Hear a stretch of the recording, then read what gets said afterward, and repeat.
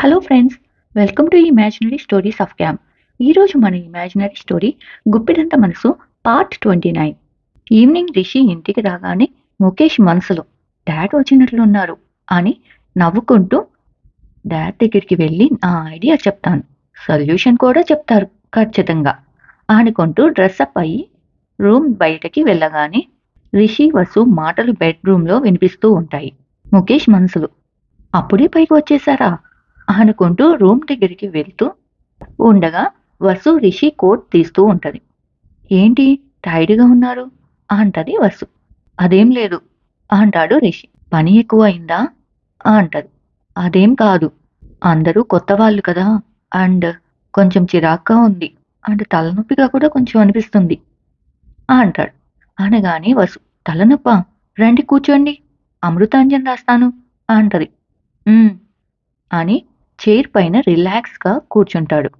వసు బామ్ రాయిపోతుంటే రిషి ఫోన్ మోగిద్ది. వసు ఆ ఫోన్ వైపు చూస్తూ అనన్య చేస్తుంది అంటది. అనగానే రిషి లౌడ్ స్పీకర్లో పెట్టు అంటాడు. "ఉమ్" అని లౌడ్ స్పీకర్లో పెట్టిద్ది.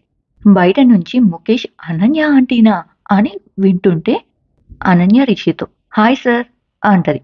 హాయ్, ఎలా అయింది అంటాడు రిషి. హా, బాగా అయింది, ఎవ్రీ ఇయర్ లాగానే మీరు చెప్పినట్లు ఫైనల్ ఇయర్ని ఒకరిని సెలెక్ట్ చేశాం అంటది.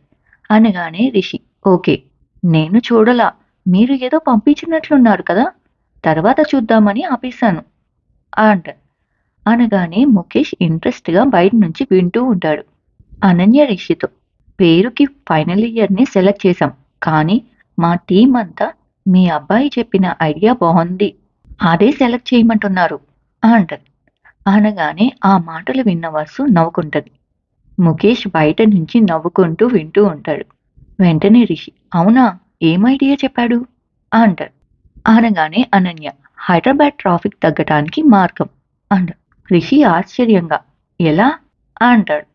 అనగానే అనన్య డ్రోన్స్ ద్వారా డెలివరీ చేస్తే 30% ట్రాఫిక్ని కంట్రోల్ చేయగలం అని చెప్పాడు అంట. అనగానే రిషి ఫేస్లో నవ్వొస్తుంది. వసు మనసులో ఈయనకి నచ్చినట్లుంది అనుకుంటాడు. ఫైనల్ ఇయర్స్ ఏం చెప్పారు అంటాడు రిషి. బ్యాటరీస్ పవర్ అయిపోయినాక పడేయకుండా సోలార్ బ్యాటరీస్ని యూజ్ చేస్తే వీ కెన్ రీయూజ్ ఇట్ అంటది అనన్య. అనగానే రిషి ఆలోచిస్తూ ఉంటాడు. ఏమంటారు రిషి సార్ అంటది అనన్య. ముఖేష్ ఇంట్రెస్టింగ్గా వింటూ ఉంటాడు. నా ఐడియాని చెప్తాడు డాడ్ అని అనుకుంటూ వింటూ ఉంటాడు.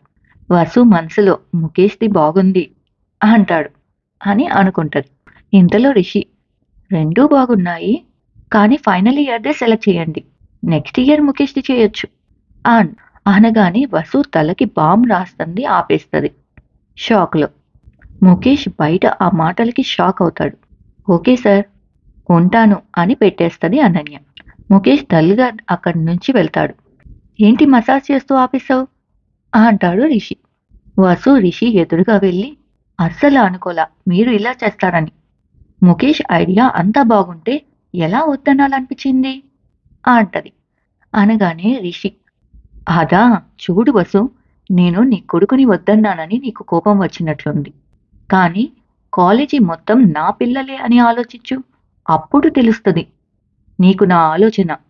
ఫైనల్ ఇయర్ వాళ్ళని సెలెక్ట్ చేయకపోతే ఇంకో ఛాన్స్ ఉండదు వాళ్ళకి, అదే ముఖేష్కి ఇంకో ఇయర్ ఉంది కదా, ఛాన్స్ కూడా వస్తుంది. ఎవ్రీ ఇయర్ ఫైనల్ ఇయర్ స్టూడెంట్స్ని సెలెక్ట్ చేయమన్నది, అందుకే వాళ్ళకి ఇంకో ఛాన్స్ ఉండదు అని.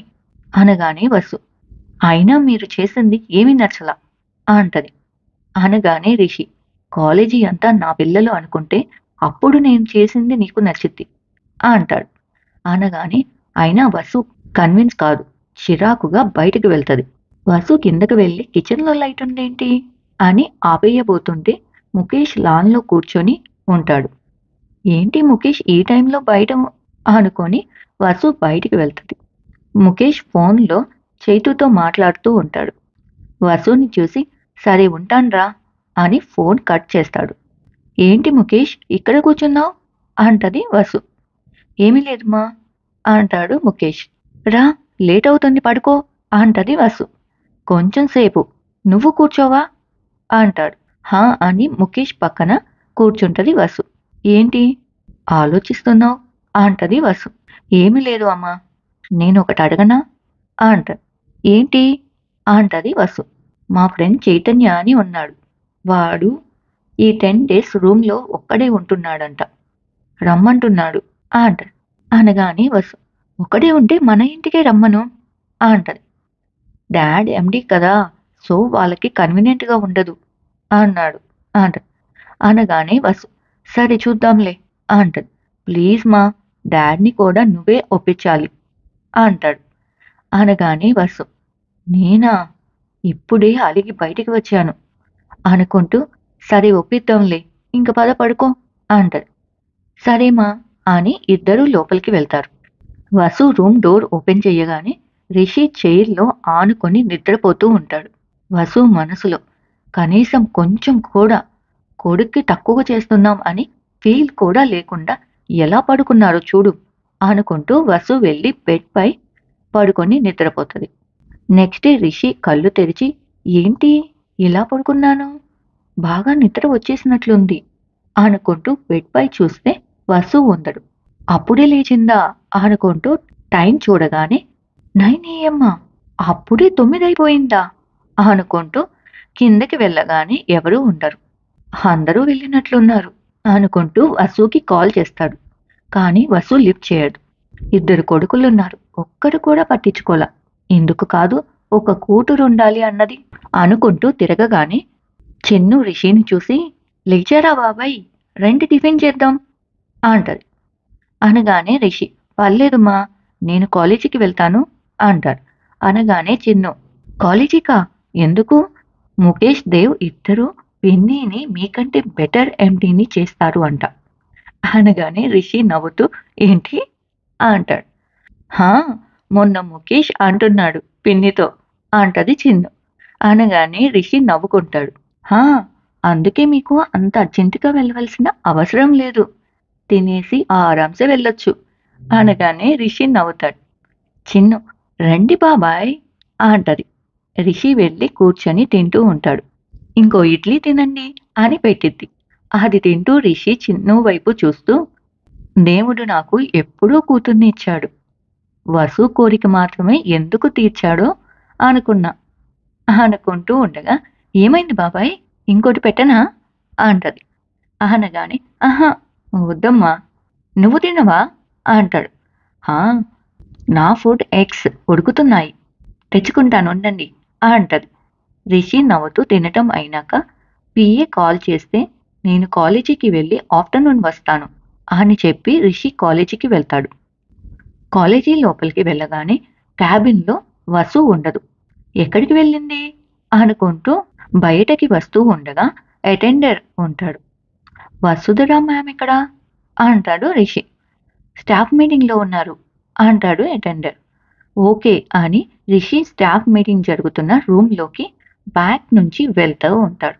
అందరూ స్టాఫ్ వసు చెప్తుంది వింటూ ఉంటారు. వసు రిషిని చూసి సీరియస్గా చెప్తూ ఉంటది. రిషి లాస్ట్ బెంచ్లో కూర్చొని కాలిపై కాలు వేసుకొని వసు చెప్పింది వింటూ ఉంటాడు. ఇక నుంచి ప్రతి స్టాఫ్ 6 క్లాసెస్ తీసుకోవాల్సిందే అంటది. అనగానే రిషి షాక్లో వసుని చూస్తూ మెల్లగా నో అని తల ఊపుతాడు. స్టాఫ్లో ఒకడు, అదేంటి మ్యామ్, సడన్గా 5 క్లాసెస్ నుంచి 6 క్లాసెస్ పెంచారు అంట. అనగానే రిషి, చూడు అంటాడు వెనుక నుంచి పెదాలతో. వెంటనే వసు, మీకు శాలరీ పెంచినట్లున్నాను కదా, కట్ చేసి ఇంకో స్టాఫ్ని పెట్టుకోమంటారా రావు గారు అంటది వసు.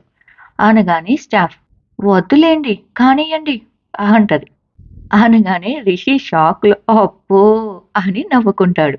వెంటనే వసు, కొన్ని కంప్లైంట్స్ వింటున్నాను, మార్నింగ్ అందరూ త్వరగా రావట్లేదు అని. రేపటి నుంచి అందరూ షార్ప్గా 9 AM వచ్చేయాలి. అనగానే ఒక స్టాఫ్ నుంచొని, మ్యామ్, నా క్లాస్ 11కి స్టార్ట్ అయ్యింది, 9కే వచ్చి నేనేం చెయ్యాలి అనగానే రిషి మూతిపై చెయ్యి అడ్డు పెట్టుకొని నవ్వుతూ ఉంటాడు.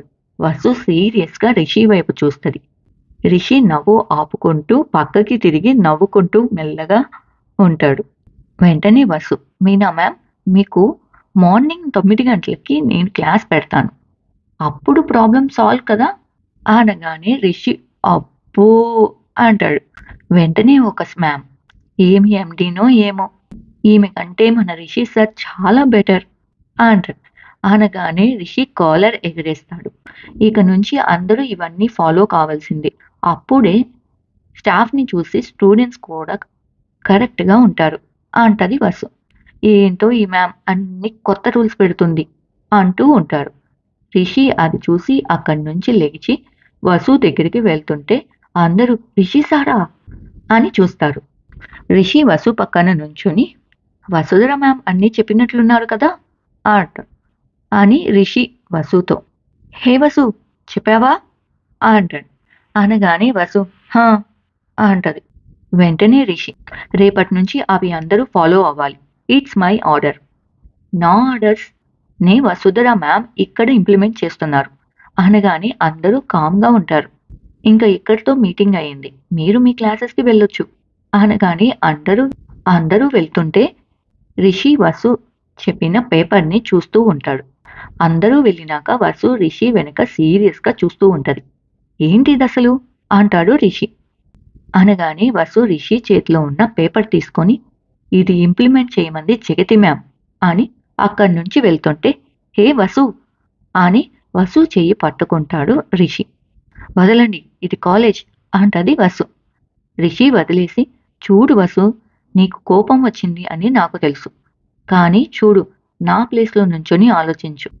నేనిప్పుడు ముఖేష్కి ఓకే చెప్తే అందరూ ఎండి కొడుకు కాబట్టి ఓకే చెప్పారు అనుకుంటారు. అనగానే వసు ఏమీ మాట్లాడకుండా అక్కడి నుంచి వెళ్తూ ఉంటది. ఫ్రెండ్స్, ఇక్కడితో ఈ స్టోరీ అయిపోయింది. ఈ స్టోరీ కనుక మీకు నచ్చినట్లయితే please like, share and subscribe to imaginary stories of cam.